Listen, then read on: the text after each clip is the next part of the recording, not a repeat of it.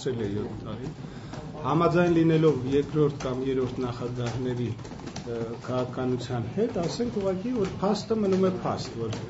առանց նախապայմանների, առանց ցեղասպանության հարցը արծարծելու որևէ արդյունք չի արձանագրվել եւ արծարծելով է չի արձանագրվել։ Այսինքն Թուրքիան շարունակում է իր թշնամական գործողությունները, դուրսը խոսեք, եթե դժվար չէ։ Խանգարում է։ Թուրքիան շարունակում է թշնամական գործողությունները, շարունակում է բլոկադայի տակ պահել Հայաստանը։ Սա էլ հավանաբար հիմա առիթ էր ցեղասպանության 100-ամյակի ընթരാճ, ես ասել եմ, որ հիմա պատեհ առիթներ շատ են լինում այդ հարցը արծարծել, որովհետև նույն հետաքրքրությունը, որ այսօր կա, չի լինելու հաջորդ տարելիցի ժամանակ, այնպես որ գուցե դրա հետ էլ է կապված, որ վերջին զարգացումները Թուրքիայի կողմից գիտեք եղան բավականին անընդունելի մեր տեսանկյունից քայլեր, նախ այդ Դալիպոլի տարեդարձը տեղափոխել հենց ապրիլի 24-ին, դա չի կարելի բարեկամական կամ հաշտեցմանը ուղղված քայլ որակել, այլ գործողություններ Թուրքիայի կողմից, որոնք նաև հավանաբար պայմանավորվեցին այն, որ հիմա հենց ի պատասխան գուցե նաև սա է ընդհանուր առմամբ եւ թե հռչակագրի տեքստում կան բավականին դրական պահեր, թե առաջին նախագահի հակադարձման տեքստում կան մոտեցումներ, որ պետք է հաշվի առնվեն։ Կյանքը ցույց կտա ինչ ընթացք կստա։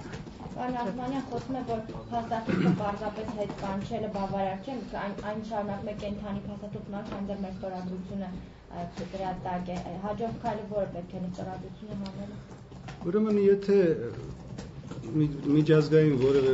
համաձայնագիր, պայմանագիր ենթադրում է ներպետական պրոցեդուրաներ, այդ թվում վավերացում, ուրեմն գործում է միայն վավերացումից հետո։ Անկախ նրանից դա ստորագրված է, նախաստորագրված է թե ոչ։ Այս պահին այդ համաձայնագիրը չի գործում, եւ վերջ, կարելի է շատ բան, կարելի է բռնել հրապարակի կենտրոնում այրել եւ ասել, որ մահ թուրքերին։ Դա էլ պրոցեդուրա կլինի, բայց դրանից իմաստը չի փոխվի, այսինքն հետ կանչումը արդեն իսկ ցույց է տալիս, որ այդ պայմանագիրը գործող պայմանագիր չի, առանց վավերացում։ Ինչ սպասել Թուրքիայից ինչ հակադարձում կլինի այդ։ Հարցրեք Էրդողանին եւ իր կաբինետի անդամներին։ Մենակ Էրդողանին, իսկ Ամերիկայում որ նստած էին սեղանի շուրջը տեսնեն։ Ինչպես։ Միայն Էրդողանին պետք է ասենք, թե այսինքն դերակատարները նաև այլոք էին իրենց եղել ամբողջ գործընթացին այդ ընթացքում։ Դուք որոշեք ում կհարցնեք, ես ձեզ ասեմ ում հարցնեք։ Ինչ հնարավոր զարգացումներ կարող են լինել։ Ես ձեզ բացատրեցի, որ ես հո բախտագուշակ չեմ, ես եկել եմ իմ գնահատականները տամ։ Տվեցի գնահատականս, դուք ուզում եք ասել ինչ կանեն Թուրքիայի իշխանությունները ապագայում։ Ես չեմ կարող ասել։ Իրենց ծրագրերը ունեն, իրենց էլ գրավոր դիմեք երևի պատասխան կստանալ։ Պարոն Ախմանյան, իսկ Ուկրաինայի հետ կապված ինչ կանխատեսումներ եւ ինչ զարգացումներ հնարավոր են։ Ну, դրական էր ինքը փաստը, որ պայմանագիրը այնուամենայնիվ ստորագրվեց, բայց այդ պայմանագրի մեջ արդեն իսկ կան թաքնված ռումբեր եւ որ չի գործելու պայմանագիրը ցավոք սրտի արդեն բոլորի համար ակնհայտ է, բայց ամենայն դեպս դա կարևոր էր թե եվրոպացիների համար, թե Պուտինի եւ թե Պորոշենկոյի, դա բոլորի համար դեմք փրկելու հնարավորություն էր։ Այս պահին դեռևս ցավոք սրտի կրակոցները չեն դադարել ամբողջ տարածքում, հա, Դեբալցևոյի շուրջ դեռևս շարունակվում է։ Ինչ որ զինադադար կլինի որոշակի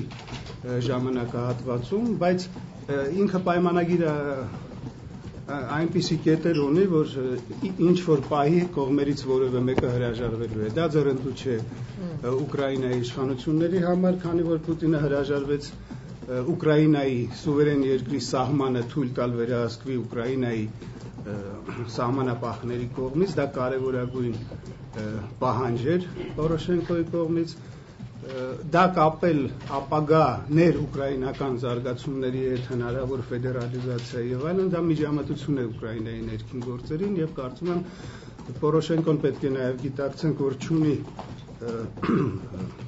մոնոլիտ մեծամասնություն Ռադայում ավելին փոքրամասնություն է, Յացինյուկը այսօր ավելի մեծ թիմ ունի այնտեղ, այնպես որ այդ ներքաղաքական հակասություններն էլ պետք է ստիպեն, որ շատ ավելի պահանջատեր լինեն, հա, եւ ի վերջո զարգացումները տանում են նրան, որ միջազգային հանրությունն էլ տեսակ Պուտինի հույսը հավանաբար սանկցիաների հետևացնում էր, ինչը չեղավ, Պուտինի հույսը ամերիկացիներին համոզել, որ զենք չմատակարարեն, չեղավ, այնպես որ սպասենք, որոշ ժամանակ զինադադար կլինի, բայց հետո կարող է ավելի մեծ ուժգնությամբ վերսկսվի, եթե սեպարատիստ ուժերը խելքի չգան։ Եվ ասեմ նաև, որ ինքը փաստաթուղթը որպես այդպեսին ստորագրված է մարդկանց կողմից, որոնք որևէ ազդեցություն չունեն։ Ստորագրել է նախկին նախագահ Կուչման, որը լիազորություն չունի, Ռուսաստանի դեսպանը եւ երկու անձ, առանց որևէ բանի, երկու ազգանուն է գրված։ Ով են այդ մարդիկ, նշված էլ չի։ Նման միջազգային պրակտիկայում պայմանագրերը չեն կարող գործել, որովհետեւ ստորագրողի սուբյեկտը չկա։ Ասարիպսի մե։ Իսկ ըստ այդ 16 ժամ տևած այդ քննարկումները ոչ մի պտուղ չեն տալու, ում համար է դա ձեռնարկվում։ Պտուղ տվել են, ասացի, նախ բոլորի համար դեմք փրկելու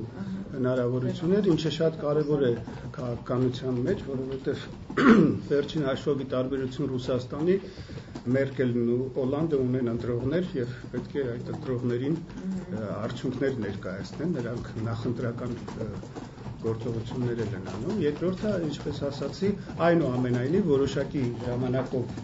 զինադադար կլինի, մարդկանց կյանքեր փրկվեցին այնուամենայնիվ, որ այս պահին Դոնեցկում եւ Լուգանսկում մարդիկ չեն զոհվում։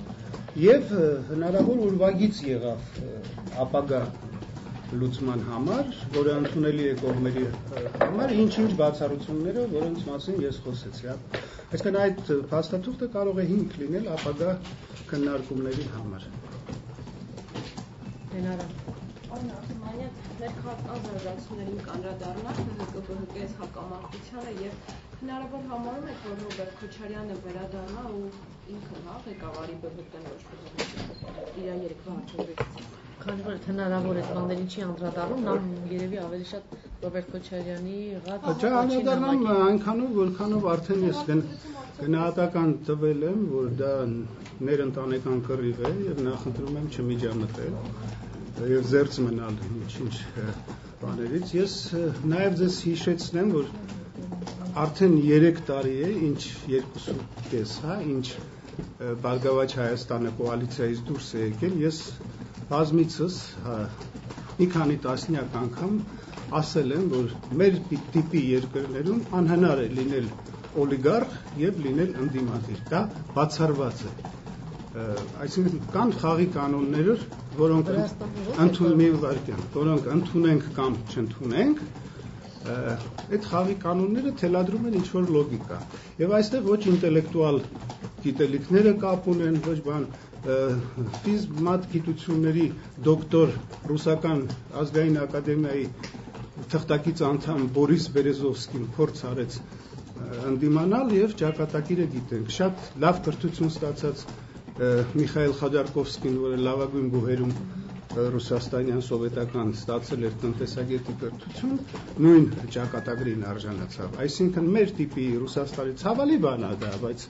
այդպես է երկրներում մարդը, որը օլիգարխ է եւ որի կարողությունը համադրության մեջ է երկրի պետական բյուջեի հետ,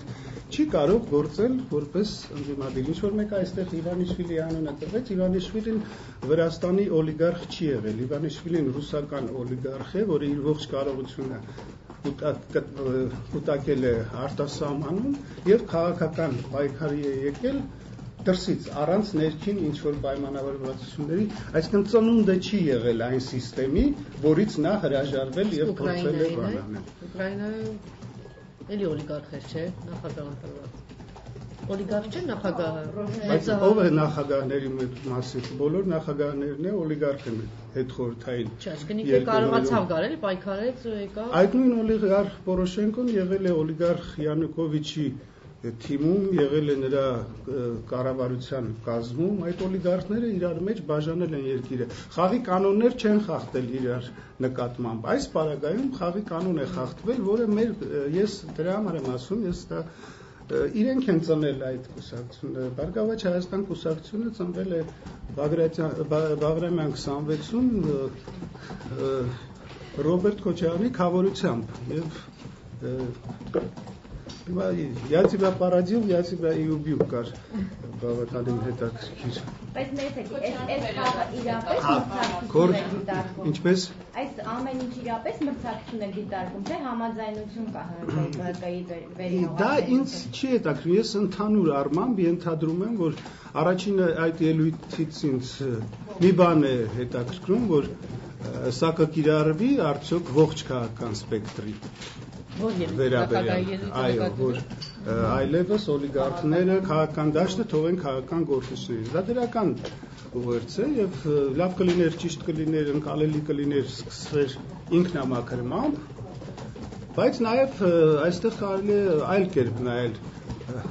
Ինչպես ասացի, խաղի կանոնները խախտելու պատճառով եկան այն եզրակացության, որ արժի քաղաքականությամբ զբաղվեն քաղաքական գործիչները, ուրեմն այս հարցը լուծելուց հետո անցնելու են մյուս հարցերի լուծմանը։ Դա եթե աշխատեց, դրական կարող է բան ունենալ։ Ինչ վերաբերում է Ռոբերտ Քոչարյանի վերադարձին, դրա արդեն ինչ որ հայտարարություններ արել է, չգիտեմ, դա իր գործն է, բայց չեմ կարծում, որ հասարակության հիշողությունը այդքան կարճ է եւ հասարակությունը կարող է նման մարդու վերադարձը ողջունի, ոչ ոք դեռ չի մոռացել մարտի 1-ը, հոկտեմբերի 27-ը եւ շատ այլ դրվագներ իր պաշտոնավարման տարիներին։ Չգիտեմ, ամենայն դեպս այստեղ չի գնում, ինձ թվում է ուղղակի մեկնարկ տրվեց նախընտրական փուլին եւ Բարգավաճ Հայաստանին ասվեց, որ դուք նոր կոնֆիգուրացիայով գործեք։ Հիմա Բարգավաճ Հայաստանը լինելու է քաղաքական դաշտում որպես ընդդիմադիր հավանաբար, ավելի ինքնազտված, արդեն փախուստները կան եւ նոր կոնֆիգուրացիայով ով կգլխավորի։ Ռոբերտ Քոչարյանը տարբերակներից մեկն է, բայց այդ դեպքում ինձ համար ամենայն դեպս բարդ է պատկերացնել Լևոն Տեր-Պետրոսյանին եւ Ռաֆի Հովհաննիսյանին կանգնած Ռոբերտ Քոչարյանի Չնայած բաներ եք տեսել պարոն Արզումանյան։ Չեմ տեսել, բայց դուք հիշում եք, հա, բայց դուք հիշում եք, ես ասացի, որ ցինիզմային աստիճան է, որ ինչ որ պահի Ռոբերտ Քոչարյանը մարտի 1-ի բացահայտում կպահանջի, այդ օրը հեռու չէ, մի քանի շաբաթից մարտի 1-ի հերթական երթն է լինելու, գուցե Ռոբերտ Քոչարյանը անձամբ գլխավորի, համենայն դեպս Վարդան Օսկանյանը արդեն գլխավորում է եւ Գագիկ Ծառուկյանը մնաց Քոչարյանի միջամտությունն այս խոսքն էլի ներընտանեկան տիրույթից էր, թե այլ ամենայնիվ քաղաքական, չգիտեմ ինչ կերպ է գնան։ Այսինքն փորձեր անում ներսը կարգավորելու, թե չէ, մի քիչ բան էլ կար, սպառնալիք կար, չէ, որ անկանխատեսելի հետևանքներ կարող է ունենալ, բայց սա մանևրել եմ ես համարում, երկուսն էլ պատերազմ անցած մարդիկ են, պատերազմի ժամանակ մանևրելու հնարավորություն, հայտարարություններ ես անում, ինչ որ տեղաբաշխումներ ես անում։ Պարոն Արզումանյան, իսկ Սարգսյանի ելույթային հատվածը որ քաղաքականության պետք է զբաղվեն միայն քաղաքական գործիչները, բանիմաց մարդիկ, արդյոք չեք կարծում, որ որոշ հատված ուղղված էր նաև վարչապետ Աբրահամյանին, որը նույնպես գաղտնիք չէ նկրտումներ ունի, հա, որոշակի, այսպես ասած Ծառուկյանի միջոցով փորձում էր հենց Հովիկ Աբրահամյանին ինչ-որ բան ասել։ Դա իրենց նորից եմ ասում, ներընտանեկան խնդիրներն են, դա ինձ շատ քիչ է հետաքրքրում, ում միջոցով, ում որ հավանաբար ուղղված էր, հասկացել է, ում որ չի հասկացել, այդպես էլ առանց հասկանալու կշարունակի պաշտոնավարել, ես ինչ գնահատական տամ։ Մարդն իշխանությունը արդեն շոու էր, պարոն Արզումանյան։ Չէ, ջղայնացել է։ Որ մասը։ Քաղաքականությունը ու շոուն իրարից տարանջատել հնարավոր չէ, դա շատ բան փոխկապակցված գործողություններ են։ Շոուի միջոցով նաև իրականացվում է անկանխատեսելի բարդ իրավիճակների հնարավոր է, այդ շաբաթվա վերջին մենք բախվենք, եթե նկատի ունենք արդեն այս կողմից ինչ-որ գործողություններ կան, այսինքն լարվածությունը մինչ այս պահը Դա շարունակվում է։ Ավելի խորանում է լարվածությունը, ես տեսնում եք ինչ որ ստուգումներ, բաներ են լինում, հանձնարարականներ կա, գուցե դատախազը հայտարարությամբ հանդես գա։ Ես դրա համար կարծում եմ պետք է սպասել 20-ին միտինգին եւ նայել հարթակի կազմին։ Կլինի հանրահավաք, որտեղ եթե քաղաքապետարանը անկախ ամեն ինչից կլինի հանրահավաք, հա կարծում եք։ Ես ոչ մասնակից եմ, ոչ կազմակերպիչ, բայց ես գտնում եմ, եթե դու քաղաքական գործունեությամբ ես զբաղվում եւ պահանջում ես հրաժարական, դու չպետք է գնաս Տարոն Մարգարյանին հարցնես կարելի է ցույց անել, թե չէ։ Եթե այդպես է, ինչ գործ ունես։ Ճնշումներին կդիմանա ԲՀԿ-ն, թե հետ նա։ Դա ԲՀԿ-ի խնդիրն է։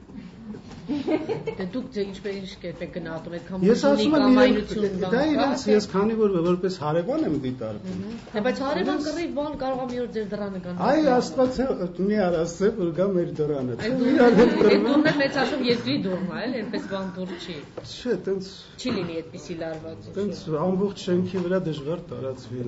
Լոկալ չի ունենա այդպիսի։ Հուսով եմ որ չի ունենա։ Լավ, չունեք հարցեր։ Շնորհակալություն։